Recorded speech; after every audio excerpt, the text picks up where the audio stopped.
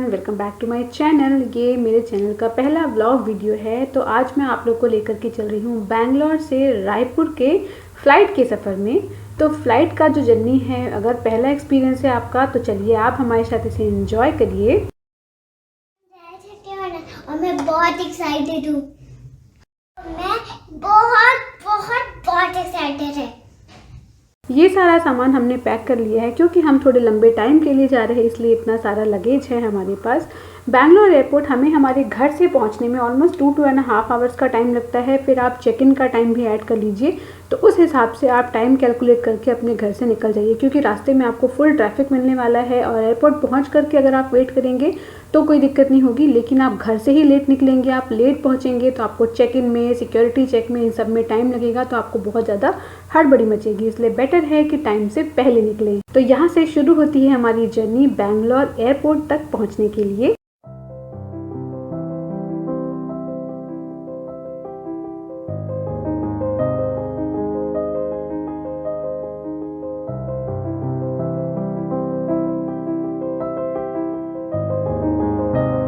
Weather बहुत ही अच्छा है। आप अपने साथ में खाने का सामान ज़रूर से रखें। अगर आपके साथ बच्चा है तो डेफिनेटली आपको खाने का सामान रखना ही चाहिए, क्योंकि बच्चे को कब भूख लग जाए, आपको कब भूख लग जाए, आपको पता नहीं है। इसलिए बेटर कि आप डोमेस्टिक फ़्लाइट में अगर जा रहे हैं तो आपको खाना और पानी बिल्कुल अलाउ होता है।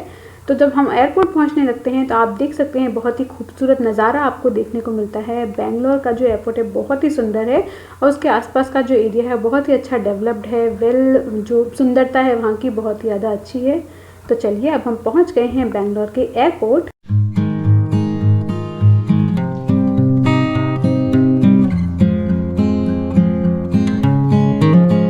एयरपोर्ट पहुंचते ही आप अपनी कैब से या फिर टैक्सी से अपना सारा सामान निकाल करके सबसे पहले ये जो ट्रॉली है इसमें अपना सारा सामान रख लीजिए।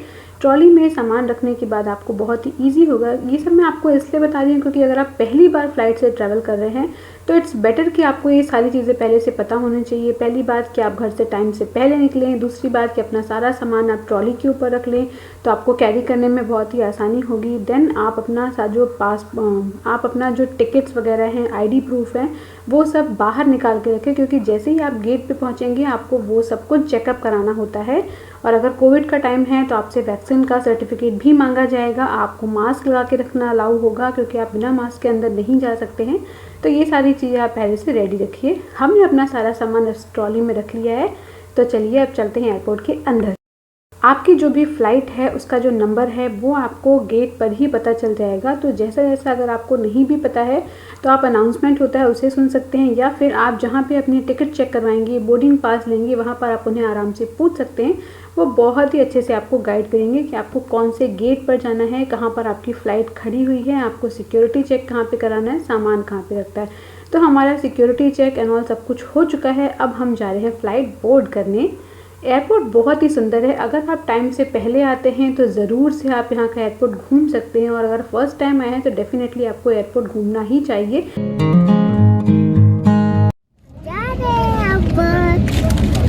एरोप्लेन में है, छुट्टियाँ मनाने जा रहे हैं। पेपा की तरह हम छुट्टियाँ मनाएंगे।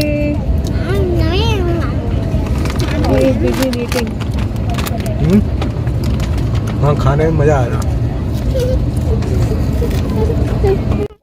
जैसा कि मैंने आपको बताया, अगर आपके पास बच्चा है तो आप डेफिनेटली कुछ ना कुछ खाने का सामान कैरी करके रखिए। एंड तो आई एम प्रेग्नेंट, तो मैंने अपने लिए फ्रूट्स रखे हैं और थोड़े से चिप्स और स्नैक्स रखे थे बच्चों को एंगेज करने के लिए।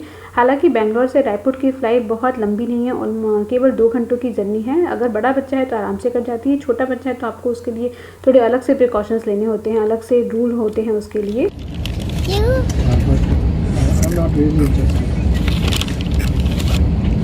Yellow colour.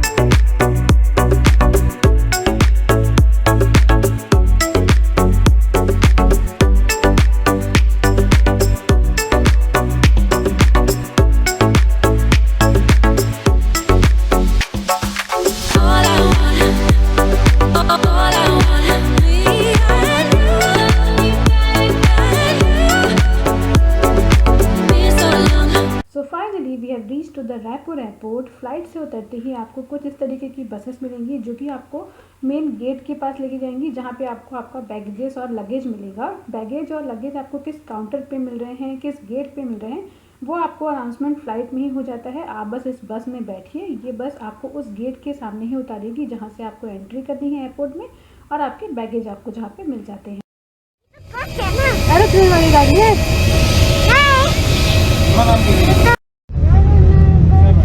Move on back. Move on back. Move on back. Move on back.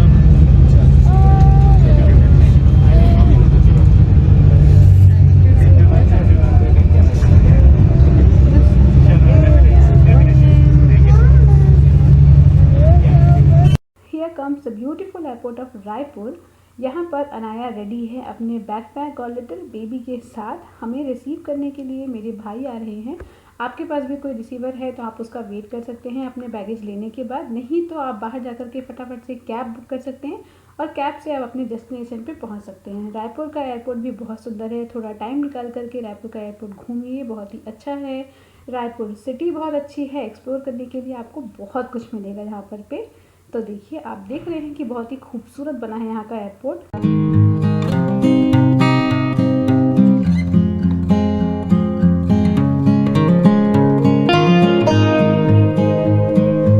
तो यहाँ पर आप अपने बैगेज और जो भी आपका लगेज है वो सब आप कलेक्ट करेंगे।